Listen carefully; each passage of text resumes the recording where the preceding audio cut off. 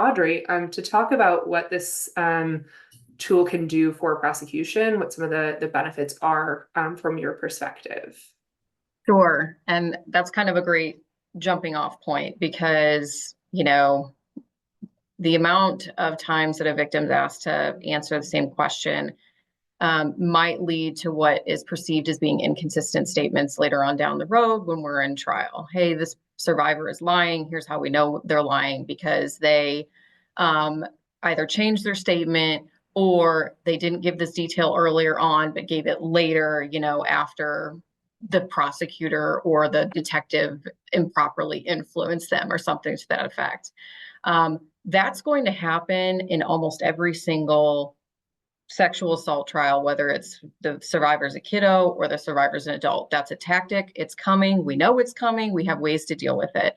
But the more that we can do to minimize the amount of statements is a plus. And so the way that this tool being utilized is the detective is walking in with this statement, not to say, hey, I'm going to go line item by line item and ask you and have you just verbalize it to me, even though it's on this paper. What it is, hey, I have this piece of paper. Do you recognize it? Yeah, I do. It's what I filled out on whatever day.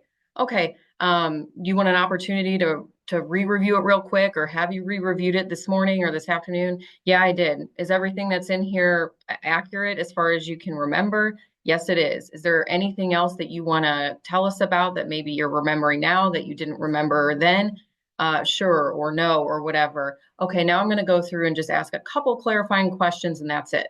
So you're not giving opportunity really for those quote unquote inconsistencies. And so really that's all kind of one statement. Half of it was written beforehand, and the other half is with the detective with not a whole lot of overlap, preferably. Um, so that's beneficial to us. The way that we can use it way on down the road, in Jackson County, I mean, it took us probably an average of 2 years to get to trial. And that's not COVID time. If it was COVID time, it was more. But it takes a long time for this process to get resolved. And at the point that you're getting a victim prepared or survivor, and I know I've said the word victim a couple of times. Legally, that's what it's called. Like in the statute and the law, it's designated as a victim. So I know it's something that's part of my verbiage, but I use victim and survivor interchangeably. So I'm not trying to um, bring the negative version of it. It's just part of my vernacular. But having the survivor and getting them prepped and say, here's your statement from 2, 3, 4 years ago that you wrote right after this all happened. Go ahead and review it. Let's use that as a tool to refresh your memory. And we use that in Missouri. They do defense attorneys are allowed to depose any witness or victim prior to trial. And so in Missouri, there's likely going to be a deposition. And so we would use it before the deposition, and we would use it before trial and even in trial. If you needed to refresh the witness's memory, there's a standard procedure for that. Hey, do you remember this statement? You wrote this statement before you even went to law enforcement and before you even talked to any of us. And will it help to refresh your recollection to read it? Yes, it will. Okay, take your time. Go ahead. We'll come back to you when you're ready. So it's just a really victim-centered tool. And I always say this, detectives, prosecutors, defense attorneys, we work real hard at trying to figure out how to ask real good questions. And there's never been a time where I've asked a question and got a response, if it was like in a leading way, that was better than when the victim was asked to just kind of go on a narrative in their own verbiage. So if you're going to ask, did you say no? Which I have not asked, but if you said something along those lines, you're going to get a short response. These questions get to the same information, but give you the powerful words of the victim and survivor that you wouldn't have otherwise got. You think you might be good at asking, you think you might be good at your job, you think you might be good at asking questions.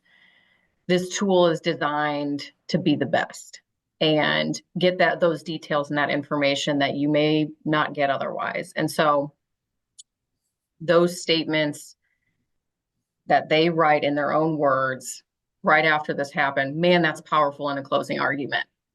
I mean, you just can't beat it. So that is a benefit to us. And quite frankly, and this is no shot on any law enforcement, we're all human. It really takes out some of the human error, because I know that this tool is utilized by patrol officers, detectives of all experience levels, even the best, even the people that have been there forever, even me. You learn from it. You learn these are the types of questions I ask, not these. And you do it more and you do it more, and you are able to kind of recite the types of questions. You know, they're victim informed, they're trauma based, but then you don't have as much human error. And so if you have a patrol officer or a detective who has just not been trained in these practices, you might get some bad questions, you might get some bad answers. And so it really helps to minimize that human error component, and is a great training tool for everyone in the MDT, for how to move about gathering information for your investigation and subsequent prosecution.